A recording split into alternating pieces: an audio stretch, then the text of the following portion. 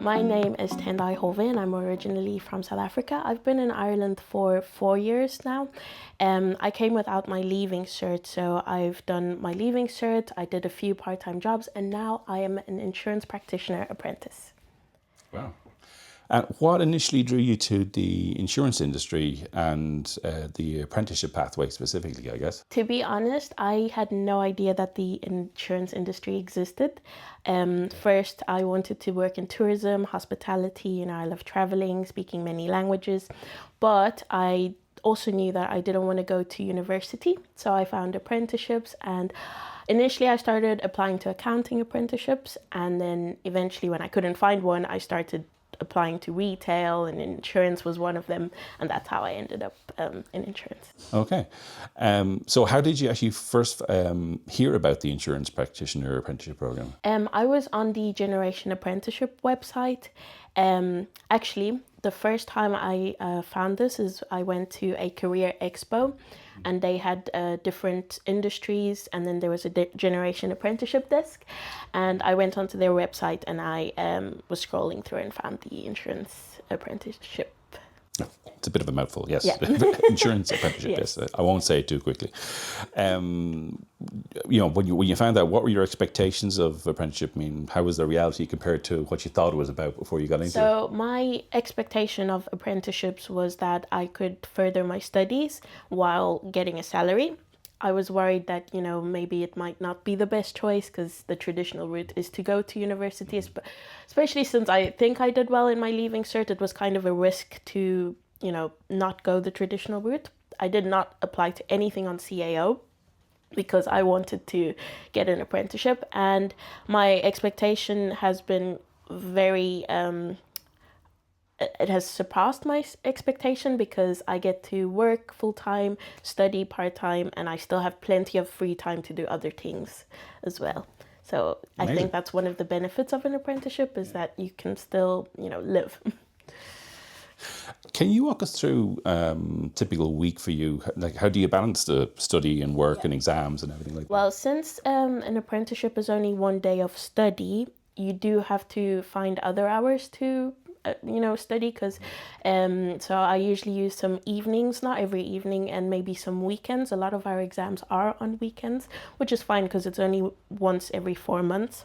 I also have very supportive colleagues, so if something is overwhelming, they do step in and guide me to either help me with something or just support me and motivate me to go on. Great. What do you think has been the most challenging part of the apprenticeship? The most challenging part of the apprenticeship is it's not my job. I really love my job. I think it's something that comes very naturally to me, but I have had issues, in terms of studying. Sometimes it's just hard to find the motivation because I'm having so much fun at work that I don't actually focus on the study part of it. But, I've passed every exam, and it's just a matter of balancing life and, work and study. Because when you do an apprenticeship, you take on a lot of responsibility. It's not just going to college, and you have employers, you have lecturers, you have parents, you have so many people that that you just have to be there for, and I think that's what's a bit more challenging. Yeah, sure. Time management is Yes. difficult. Yeah, absolutely. What's a specific skill that you've developed during the program that you think you didn't have before? Confidence. I think I used to doubt my leadership skills. I used to doubt whether what I'm saying is valuable. However, with this apprenticeship, I have mentors and supervisors who have allowed me to express myself, and that I think has built a lot of my confidence. I work with a lot of clients who have given me great feedback on, just how I treat them and how happy they are that they dealt with me, and that my confidence has really, especially public speaking and just speaking to people in general, has my skill in communication has improved a lot. How did you feel when you heard that you're being put forward for the Apprentice of the Year award? I was actually very, very, one would say excited. However, I was very appreciative because it really showed that my mentor and supervisor are watching everything that I do. You know, it's one thing doing a lot of things and hoping to be seen, but then it's another thing actually being seen and recognized for you know, all the hard work that you actually put in. How has this apprenticeship shaped your career aspirations, I suppose? So when I was younger, I did not want to go to university. I actually wanted to be a photographer. I mentioned traveling earlier. You know, I did not want to be someone who works in an office. However, as time went on and I got older, I started to feel like I do want to be in an office and I do want to be someone with professional knowledge. And this apprenticeship, because I'm only 21 years old, has kind of fast forwarded that for me, meaning that I can, you know, be a professional and in a way shorter amount of time than I would have expected to do it, you know, when I was younger. Is there a specific career path or specialization that you're hoping to pursue after you're completing your program? Sorry, I forgot to ask you, at what point in your apprenticeship are you? I'm in second year, but I'm starting my third year on Friday. So, oh, right, yeah, okay. Yeah, so I'm going into third year. Third year. And actually, before I get to the other question, is it true that it's a level 8? Yes. It goes, so is that one of the few apprenticeships that offers a level 8? It is so one of the few. I know that there is a few that have level 9, but this is one of the first ones to get a level 8 degree. So basically the way it works is in first year you get your APA qualification, which is Accredited Product Advisor, which is level 7.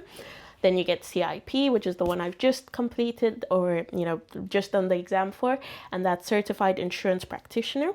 And then in third year, you get a Bachelor of Honours in Insurance Practice. This is the first time that OMC have taken on any apprentice.